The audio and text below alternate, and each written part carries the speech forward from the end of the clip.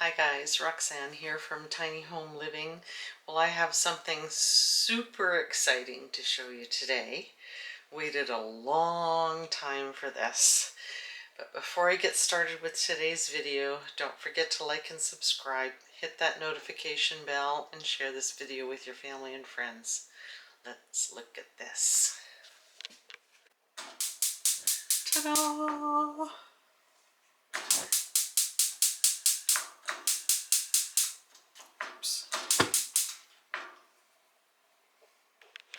Look at that. Now, a couple things. I was having trouble getting that back one. Oh, I know what's wrong. I can see it now. That black thing on top, I'm not going to touch it now because it might be hot, is just the tiniest bit off center. And if that happens, there, you'll sort of feel it fall into place. It won't light properly, so it's sort of a safety thing. Now, did I get it? I think it's centered now. See? Oops.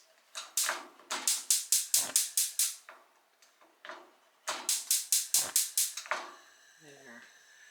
Now it's going. There might still be some air in the lines too, because Chris just got this hooked up yesterday. Now, this one here is almost scary.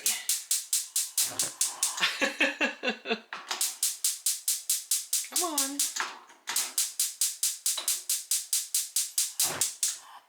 Yikes. I guess I'm going to have to get used to these knobs. They're a little bit different. They're a little stiffer. And I got to turn it a little quicker. Holy moly. And one of the things about this stove is I think the other stove has two burners the same size. All four of these are different. Not only that, the simmer is on the back of the other one, which I think it's nicer to have at the front because I'll use it a lot more. And I like having that big burner at the back. I can also see that this thing is not, see, it wasn't sitting straight, so that probably wouldn't have lit either. So anyway, super excited about this. And yes, I know it doesn't take much to get me excited, but I have waited about 2 years. The other thing about this stove, if you'll remember from a previous video, this fridge is an all fridge. So there's no freezer in it, which is what I wanted. This one did not come in white. I would have preferred to have white appliances again. I hate cleaning stainless steel, but here I am. The fridge didn't come in white. I didn't want to get a white stove in a stainless steel fridge. And because I have the freezer right there, I got an all fridge for here, which has come in really handy for stuffing our chickens in there and doing a lot of different things. If you have a big cake or pies or something, you can take up a whole shelf for that. So, got a bunch of jars washed, got a bunch more washed over here, and I've got them covered up because of the flies. The other thing I want to mention about this stove, it has a proper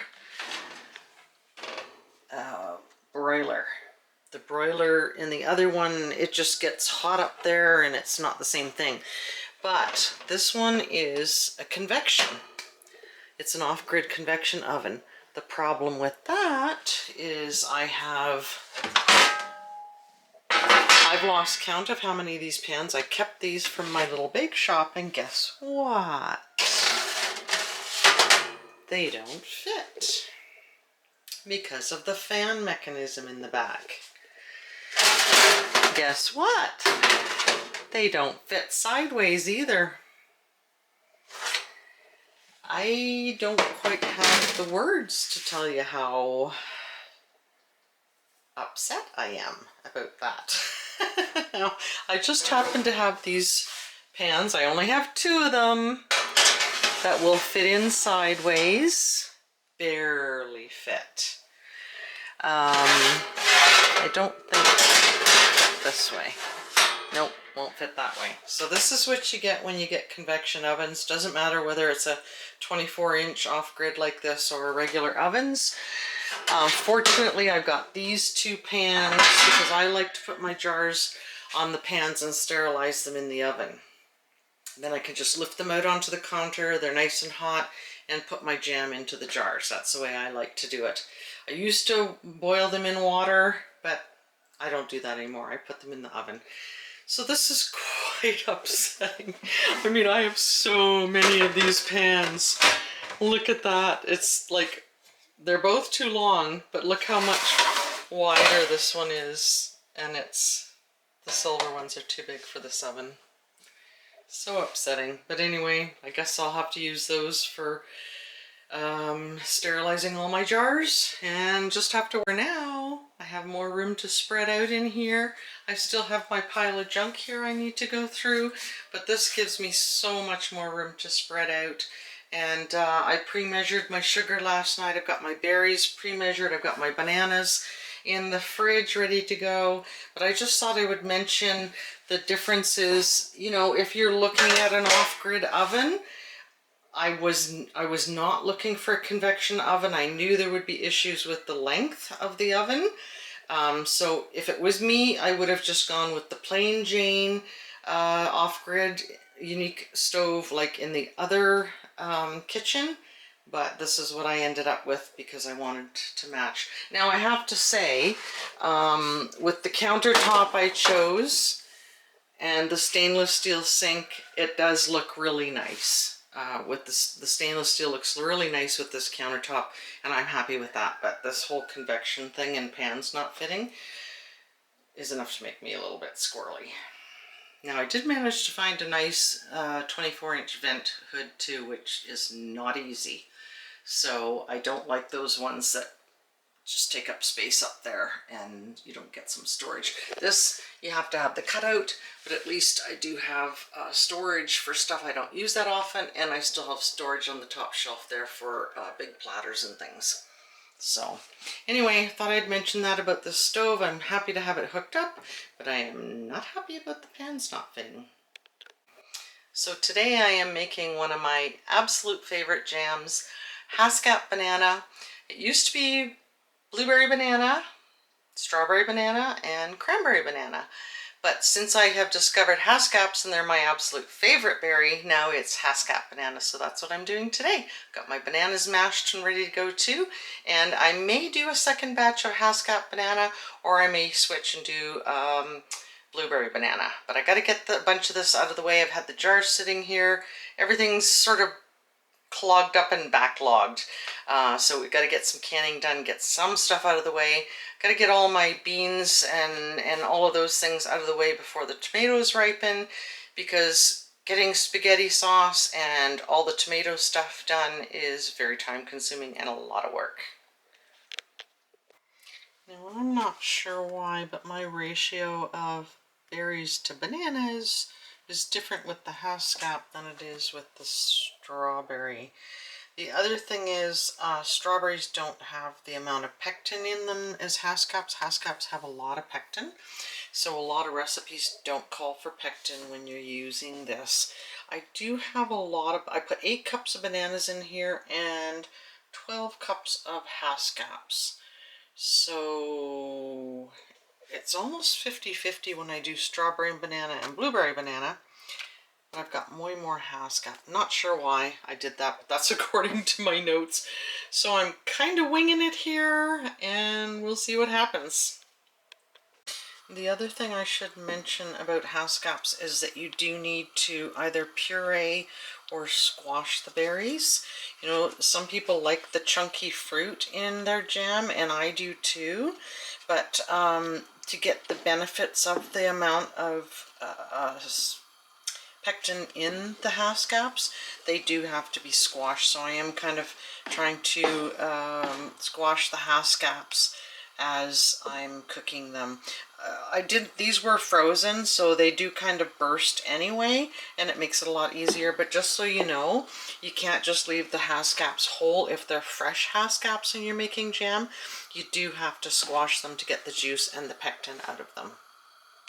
I'm debating putting just 1 pack of gel pectin in this because I don't want it to not set up.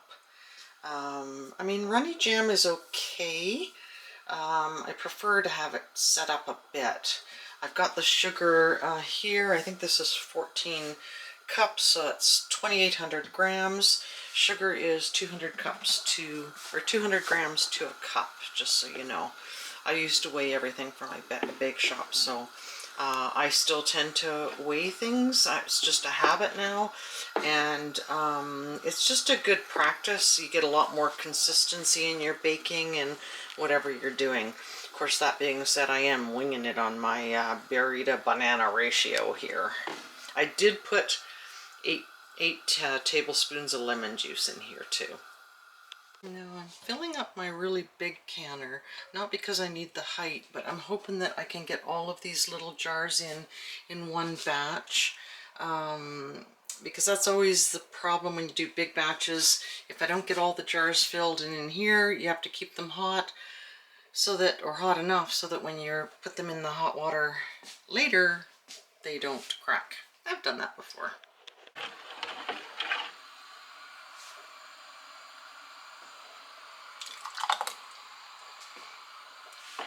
I'm using all small jars this time because I find Chris and I don't use that much jam anymore, and you know, with me constantly trying to do keto, but also I find it nice to be able to, you know, finish one jar of one flavor and then just go on to another. I kind of like that. I still have some awesome apple jelly that I made a couple of years ago, and I just love it so much. I cook my apple jelly with cinnamon sticks, and some of these are a little too full and some need a little top up, but I'll do that once I get all the jars filled. I'm hoping I have enough jars. I was thinking I had too many, but I did add an extra 4 cups of bananas to this, so I didn't do the math on the jars. Yikes. So we'll see what happens. I always say everything's an experiment with me, and I do kind of wing it sometimes. I'm actually usually quite fastidious about following recipes and measuring and everything, but then other times I do kind of wing it, and which for somebody who's just a tad OCD, winging it is usually not in the mix. But this berry is a very, very tart berry. So Chris is out working on the steel, screwing the steel on the woodshed out there. So that's what that noise is in the background. It's either something, a power tool or a turkey or chickens these days. Pretty hard to say or do anything without roosters crowing in the background. And there's the turkeys.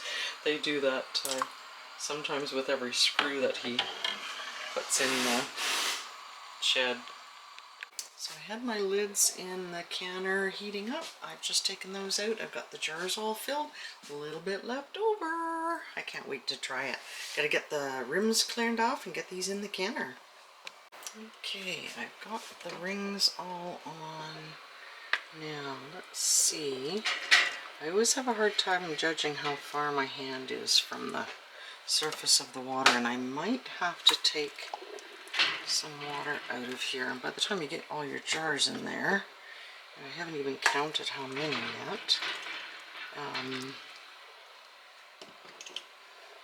it does raise the level of the water quite a bit. I'm just hoping I can squeeze all of these in here for one batch, because I really don't want to do another one. I could always put some in the fridge rather than water bath can them. They'd be fine. Got lots of friends to give jam to. So I figured out I can get 17 little jars in there. These are the 1 cup jars, 250 milliliters, if I pull these handles up out of the way. So I got 17 in there. I've got 3 more left. So what I'm going to do, I did this last time I made pie filling. I'm going to take these out to cool. I'm just going to stick those in with and turn the stove off, and they seal just fine because jam doesn't really take that much to seal. Again, look at this color and tell me why anybody would add food coloring to this. Now, of course, I just have to taste it because this is, like I say, one of my absolute favorites.